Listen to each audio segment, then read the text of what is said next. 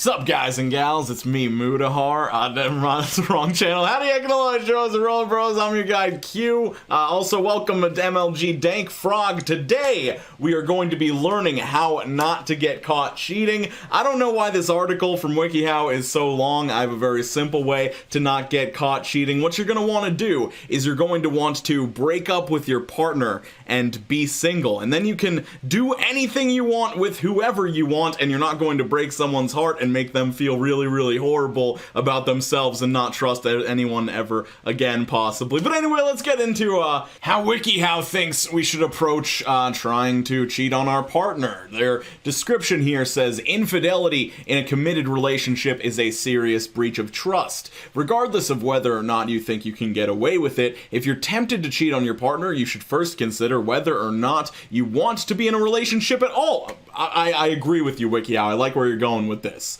You may have fallen out of love with your partner, or you may not be in the state of mind for a monogamous relationship at the moment. Either way, the best thing you can do is leave the relationship before betraying your partner. However, just stop right there. That should be the end of the guide. Don't inform people on how to do this well, Wikihow. God damn.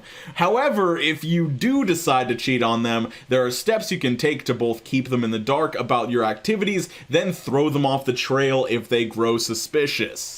Alright, step 1 of keeping your partner in the dark. Think twice about cheating on your partner. Good start. Good start. People have many reasons for wanting to cheat. They may be angry at their partner, feel trapped in a relationship they weren't ready for to begin with, or which has grown dull and lifeless, or be taking out frustrations about something completely unrelated to the relationship. However, there are numerous negative consequences associated with infidelity in a relationship. You do say, yeah, there are many negative consequences.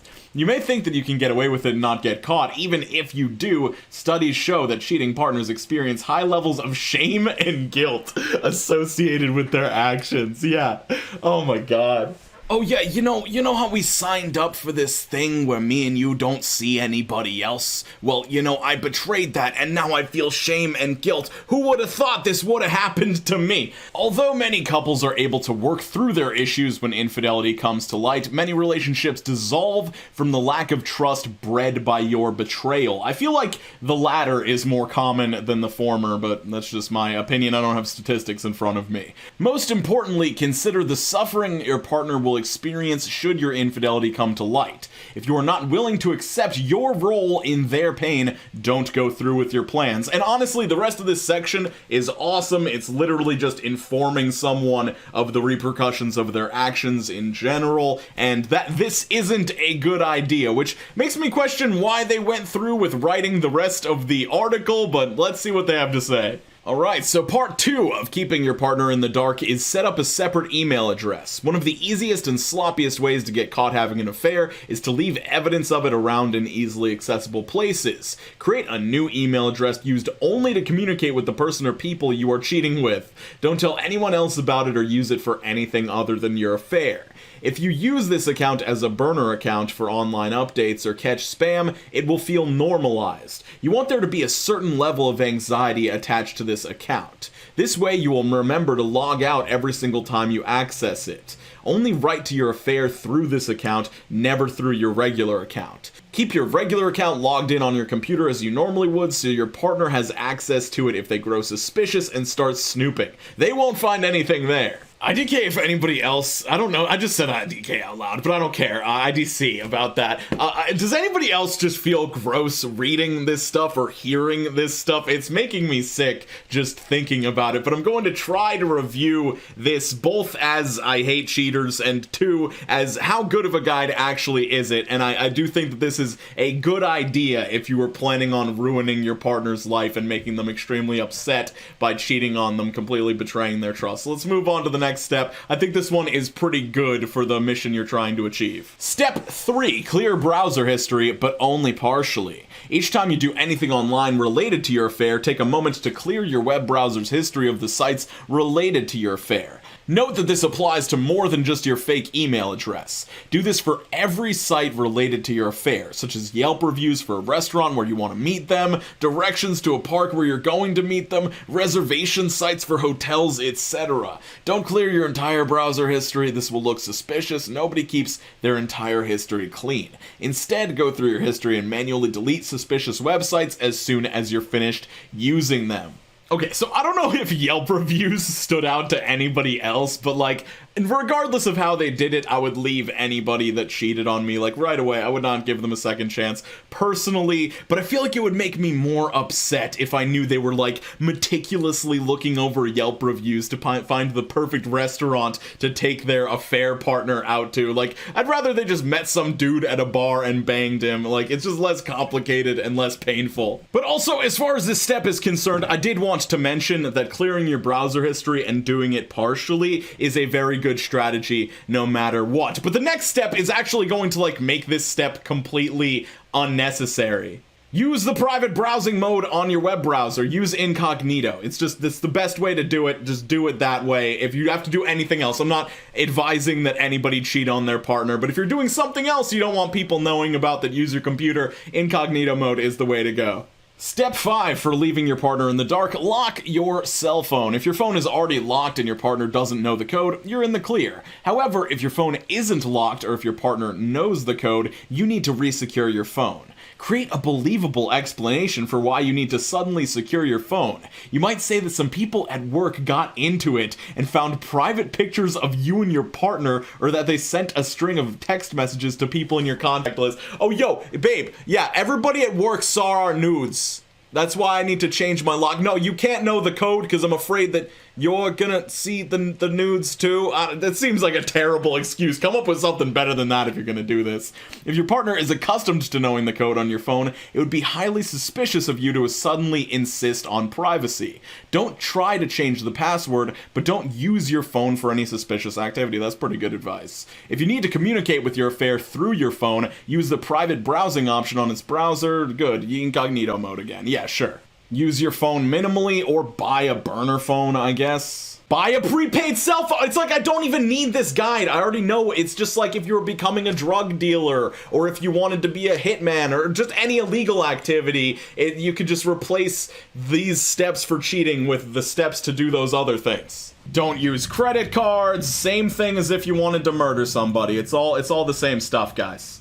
Alright, number 9, buy separate birth control. There's absolutely no reason that the amount of condoms or other birth control should fluctuate unexpectedly within a committed monogamous relationship. Missing or extra condoms are a flaming red flag. The birth control that you use outside of your relationship should be kept completely separate from that you use with your partner. Buy separate condoms when sleeping with your affair. Purchase small packs or individual condoms rather than boxes so you won't get caught. Throw away unused condoms before returning home instead of keeping them around. I guess this is a good piece of advice, and you should be using these because the last thing that you want to do is, in addition to breaking your partner's heart and ruining their trust for a long time, is to give them herpes at the same time. So this is good advice, I guess. Alright, we are on to part 2 of the Wikihow, throwing off their suspicions, and step number 1 is laugh at their suspicions instead of getting mad. By getting mad, you're signaling to your partner that you have a negative reaction to their accusation rather than a bewildered one.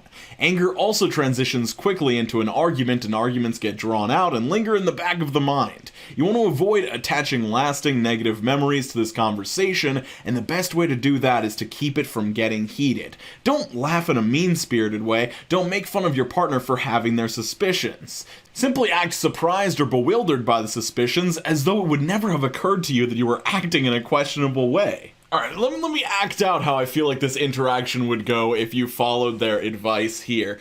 Hey, honey, why'd you change the code on your phone, and why have you been staying late at work so often? It's so bewildering to me that you would think that I'm acting strange. I'm completely normal here. I'm sorry if I put the fear of God into anybody. Let's go to the next step. Alright, step 2, after you laugh in their face obnoxiously, talk to them about their suspicions. After your initial lighthearted reaction, hee, I'm not cheating on you, you don't want to run away from the conversation, as it might make them feel like you're not taking their feelings seriously. That resentment can also linger and fester, so you want to address it head on. Tell them that you're sorry that they feel that way and that you didn't even know you were causing them to feel insecure in the relationship. Allow them to voice their concerns and be a good listener.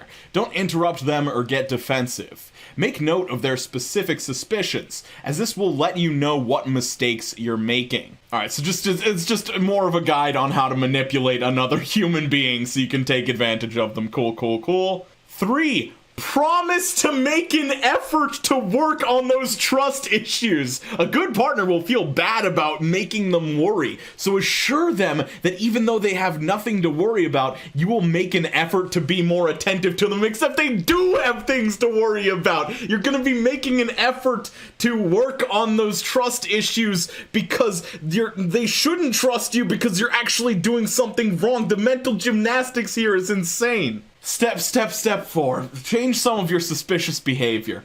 If you let your partner speak honestly, they may have given you a list of specific concerns they have about your behavior. If you change that behavior without warning, it may only make them more suspicious. However, if you have an open conversation with them about how you promise to change those behaviors, they will interpret your changed behaviors as dedication to working on your relationship.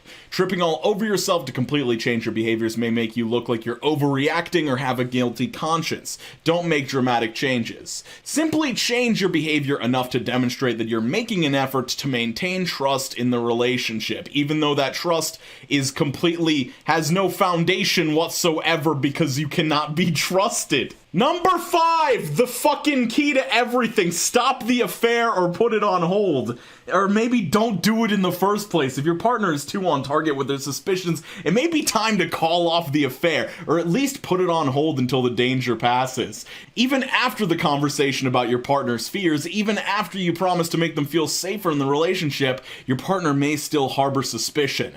Don't take unnecessary risks. You know what I would categorize as an unnecessary risk? Cheating on your partner. If you want to be with multiple partners, don't be in a committed relationship unless that relationship is some situation in which you're cool with the other person and yourself doing other people and stuff. This sneaking around is just a completely unnecessary thing. You're a weak human being that feels the need to have one person in their life that they can rely on for a stable relationship, and then more people in their lives that they can either have sex with or have other emotional connections with. You're just a weak human being and you need to exit the relationship, or just don't do this. Just don't stop. Just stop what you're doing. Please let me know what you guys think about this article and about cheating and stuff in general. Let me know if you think I was overreacting or if I was just making a fool of myself. If you'd like to support the channel, you can hit that join button below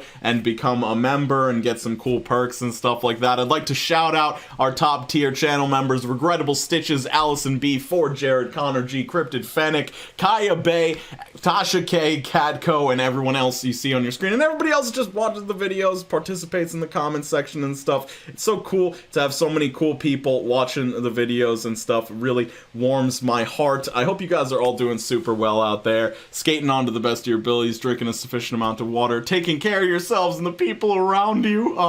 Yeah, peace out, guys. Take it easy, keep it sleazy, don't cheat unless you want to get your meat beat. No, that doesn't work. But anyway, bye!